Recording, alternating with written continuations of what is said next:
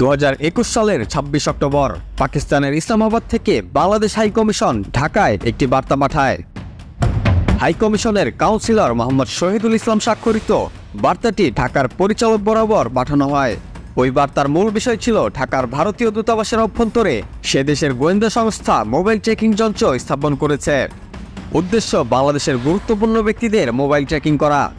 বার্তাটিতে Bangladesh high commission থেকে বলা হয়, ঢাকাস্থ ভারতীয় দূতাবাসের অভ্যন্তরে মোবাইল ট্র্যাকিং মেশিন স্থাপন করেছে সে দেশের গোয়েন্দা সংস্থা তারা বাংলাদেশের গুরুত্বপূর্ণ ব্যক্তিদের মোবাইল ট্র্যাকিং করছে।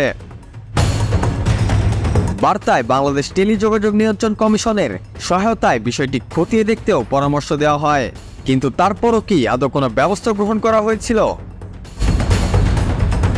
ইতোমধ্যে বার্তার সত্যতা যাচাই করা হয়েছে, কিন্তু একটি স্বাধীন দেশের ভেতরে আরেকটি দেশ কিভাবে এ ধরনের কার্যক্রম চালাতে পারে?